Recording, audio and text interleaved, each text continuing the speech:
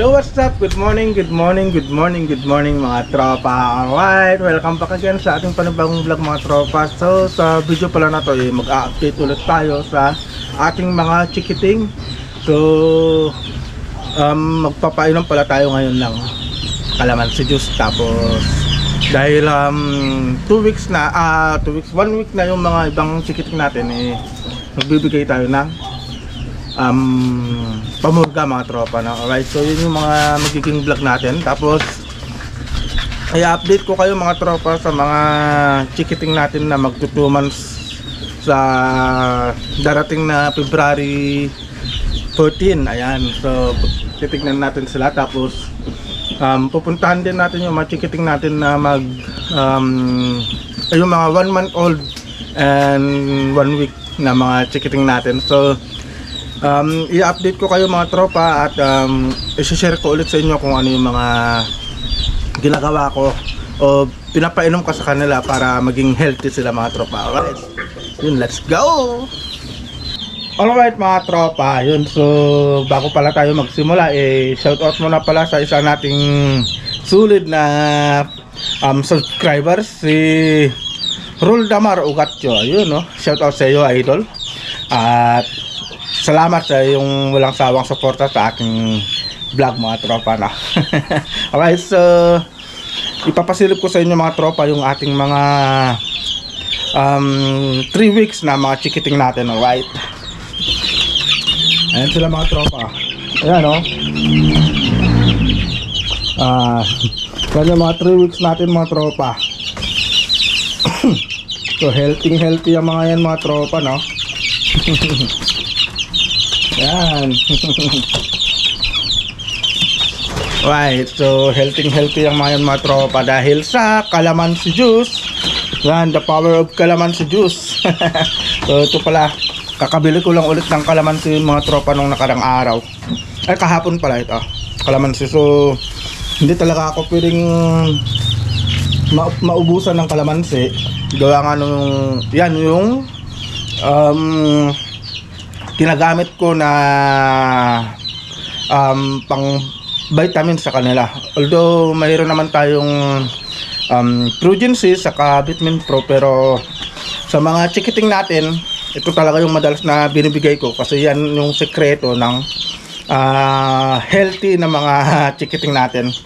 So dahil hindi tayo nagbabakuna ng mga manok natin, so humanap ako ng paraan para kahit na wala silang bakuna, matibay pa rin yung kanilang pangangatawan saka yung resistensya nila. So ito yung naisip ko mga tropa, calamansi juice. So na-vlog ko na rin pala ito nung nakaraan na ito yung ginagamit ko na binibigay ko na parang pampatibay ng katawan nila. Alright, so oo nga pala mga tropa, may nagtatanong sa atin kung ilang week o ilang buwan bago tayo magbigay ng calamansi. So sa mga day old hanggang sa 2 weeks, hindi pa tayo nagbibigay nun mga tropa. So sa mga 2 weeks mahigit, yun, dun tayo nagsisimulang magbigay ng calamansi juice. Alright, ayan mga tropa, oh, the power of calamansi juice. Ay! Right. Okay, so silipin naman natin mga tropa yung mga 1 week old natin na mga bagong chikiting natin. Yan sila mga tropa, oh. So hindi pa tayo nakakapagpalit ng kanilang sapin. Yan. Right, so gagawin natin ng mga tropa, itong mga to, sila yung bibigyan natin ng pamurga na gamit natin is yung, asan na ba yun? Ito, gamit pala natin mga tropa is ito, Premoxil na lang yung bibigay natin kasi wala akong nabiling, anong tawag ito? Wala tayong nabiling na Sulfur QR dito sa may malapit, naubusan daw, kaya ito lang mayroon sila, kaya ito na lang bibigay natin. Alright, so pwede naman yan mga tropa, basta kunti lang. Alright, so simulan na natin ito mga tropa. Alright, let's go. So yun nga mga tropa, no? So ito na yung kalamansi natin. So, 3 lang lagi yung binibigay natin, no? Ayan. Kalamansi. Ayan.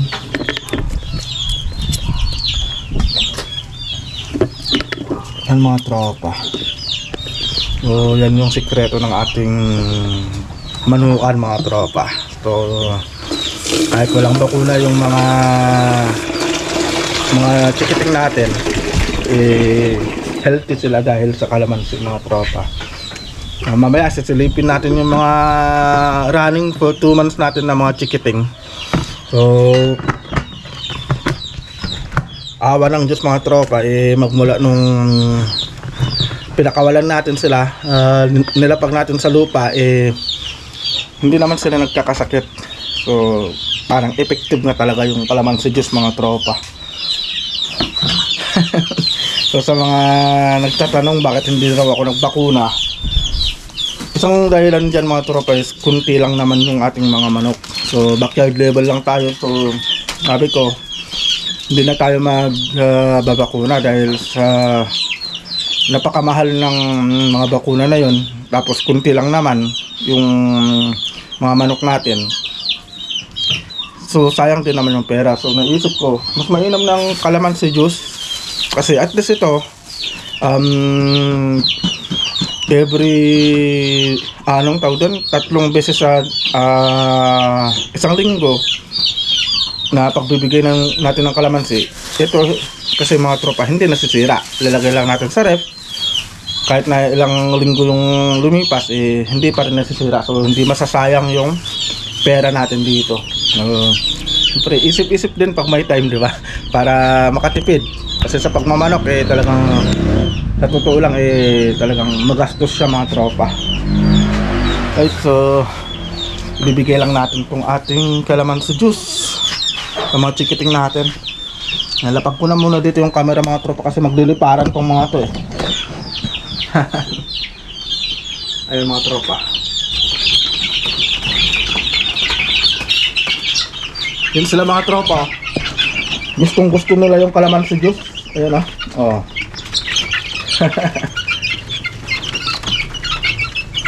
So hindi pa pala ako nakapagbigay ng patuka. So sabay na yan mga tropa, patuka sa kalamansi juice. Pinagsasabay ko na yan. So ito pala yung gamit natin na patuka mga tropa. So yung gamit natin is yung Salto pa rin. Yun, shout out sa Salto from SP. Ayun, sabing Pinas. So siya yung nakikita ko kasing madalas na nagpo-promote itong Salto. Ayun. So nanonood tayo kay Idol SP. Idol SP, sana naman. Alright.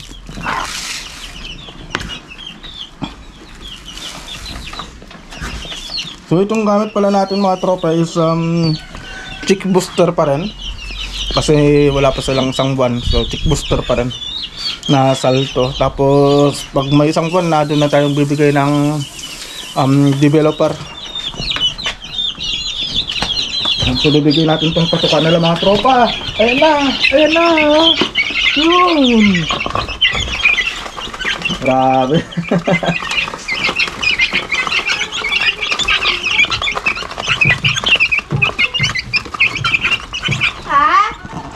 Right, so susunod naman natin mga tropa yung ating... Baka puno na yan. Ha? Hindi, pinatay ko na.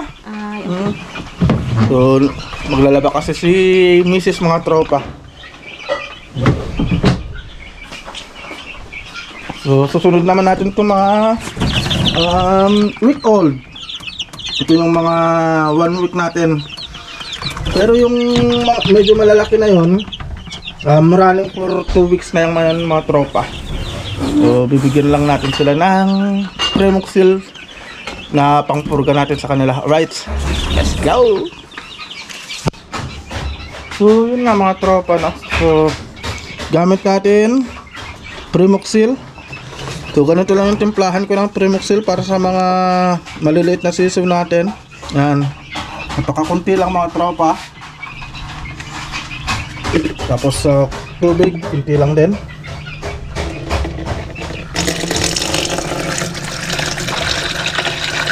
So, ganyan lang mga tropa. Ayan o. So inuuna ko pala yung pagbibigay ng ganito, pamurga bago sila kumain. Pero pwede na rin isabay. Sasabay na rin natin.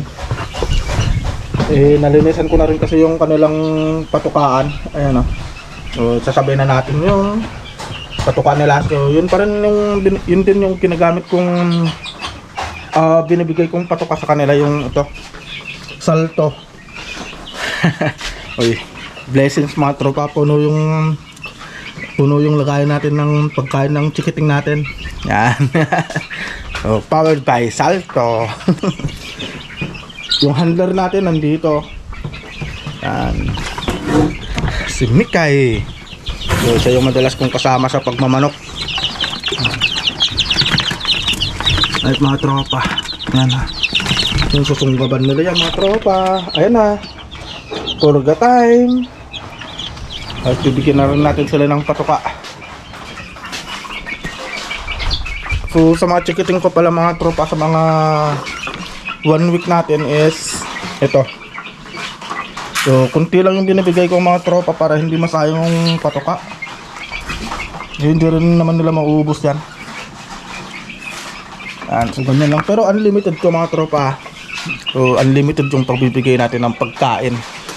Hindi pwedeng maubusan to.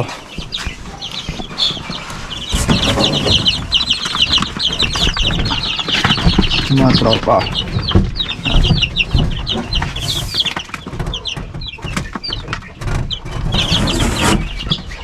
Alright, so dadako naman tayo mga tropa sa ating mga 1 month old sa running for 2 months na mga chikiting natin. Alright, let's go!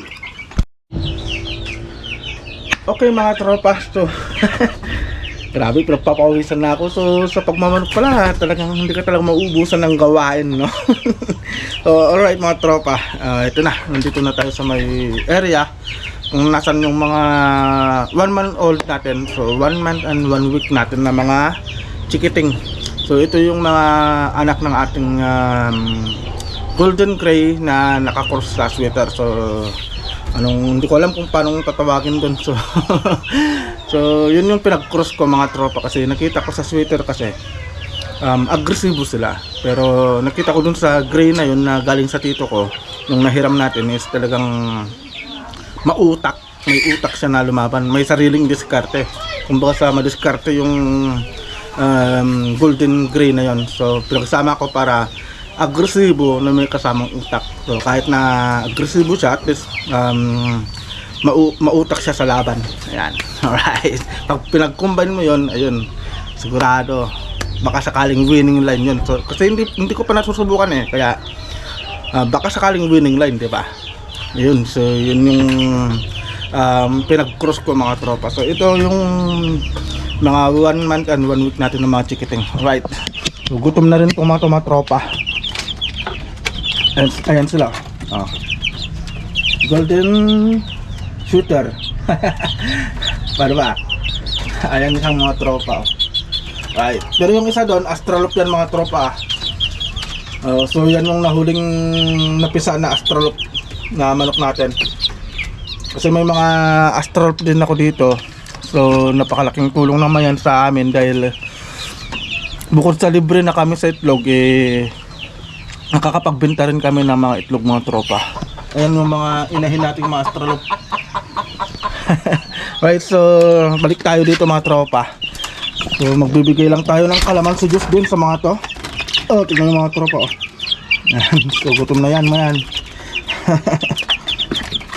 Ito yung lumabas sa atin na aray ko. Ayun oh, grabe. Ito yung lumabas na gray natin. Ayan oh. Tapos yun naman yung lumabas na baba na pullets na gray. Tapos ito yung nag-iisang golden. Okay, so magbibigay lang tayo ng kalamansi juice saka patuka. Right. So sa pagbibigay pala mga tropa ng kalamansi juice sa mga mahigit natin na isang buwan, so apat na yung binibigay na natin sa kanila. Parang nagdadagdag lang tayo pag tumataas din yung kanilang tumatanda sila. So parang kunwari sa mga magto 2 months, 5 na yung binibigay ko mga tropa. Pero sa mga 1 month and 1 week lang natin is 4. So nakita nyo naman kanina mga tropa, no, sa mga week old natin 3. So ganun yung sistema ng pagbibigay ko ng kalamansi. And right, so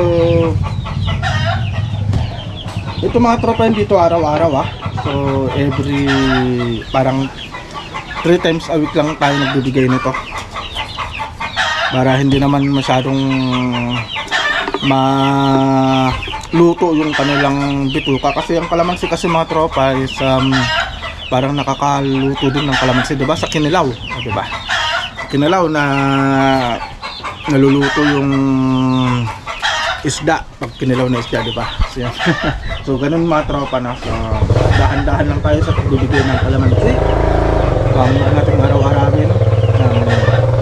Pinakamataas na yung 3 times a week na pagbibigay natin ng kalamansi, para naman hindi ma-over sa kalamansi yung mga manok natin.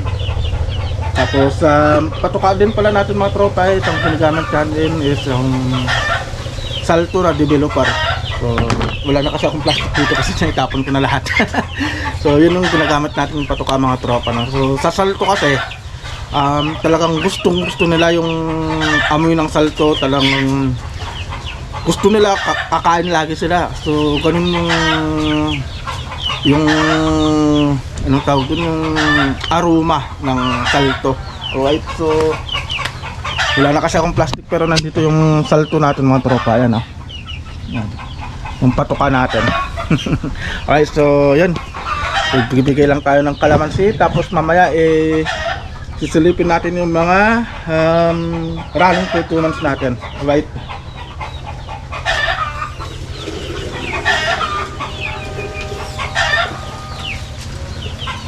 bibigay lang natin itong kalamansi juice mga tropa. Silipin natin. Kasi ito mga to, swakab itong mga to sa pagkain, sa inumin. Right. Ayan na mga tropa. Ayun, nakalabas na. Nakalabas na yung isa. Ayan.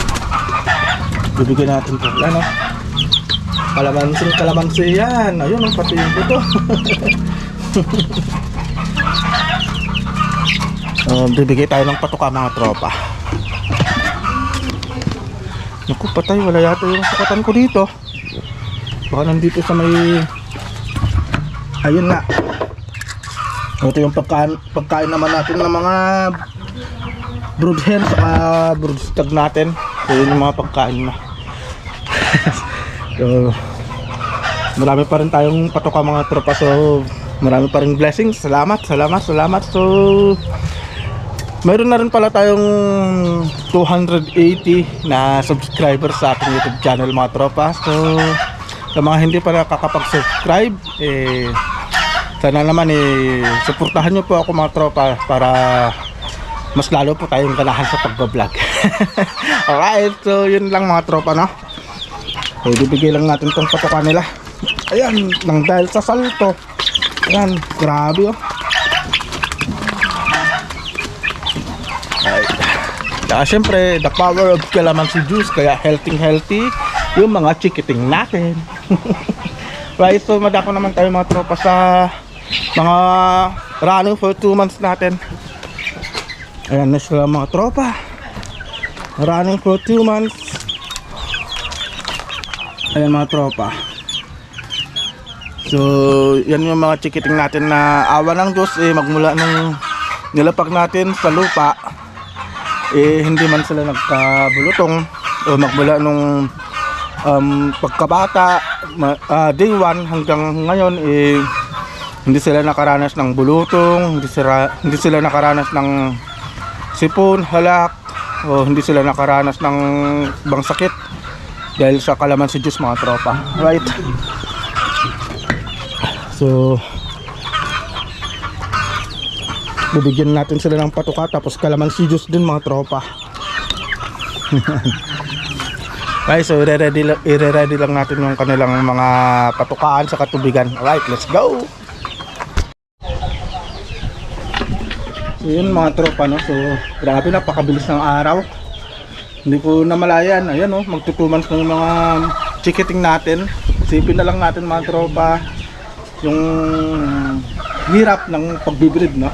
Nagmula sa pagpa-training hanggang sa pagpapakasta, tapos nagpapaitlog, tapos nagpapapisa, tapos nung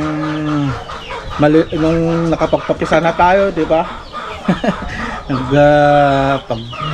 Anong tawag doon? Pagkaalaga ng mga sisiw, hanggang sa lumaki sila, pagbibigay ng vitamina. So grabe, nakakapagod, pero worth it naman mga tropa, dahil sa nalaman natin na ito, kalamansi juice nga, talagang napaka-effective para sa mga chikiting natin, no? Kahit na walang bakuna, ayan, healthy yung mga chikiting natin. Alright, so ito yung kalamansi juice na para sa mga running for 2 months natin mga tropa. Right, lalagay lang tayo mga tropa ng tubig.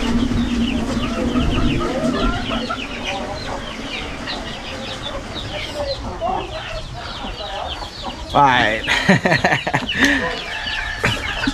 At sa mga nakakapanood po sa ating vlog, kung gusto nyo pong gayahin itong ginagawa ko, na kahit na walang bakuna is kalamansi lang binibigay natin, yan, pwede nyo pong gawin yan mga tropa, para masubukan nyo rin kung ano yung epekto ng kalamansi sa mga manok na panabong. Right, so lalapitan natin yung mga chikiting natin na running for 2 months para makita nyo kung gano'n na sila kalalaki. So ito mga tropa, no, pag yung mga sisiw kasi natin is nagkasakit, may tendency na mababansok sila. Pero ito, papakita ko sa inyo yung resulta ng kalamansi mga tropa. So ito yung mga chikiting natin na running for 2 months. Ayan. Ayan sila mga tropa. Ayan, oh. Ayan.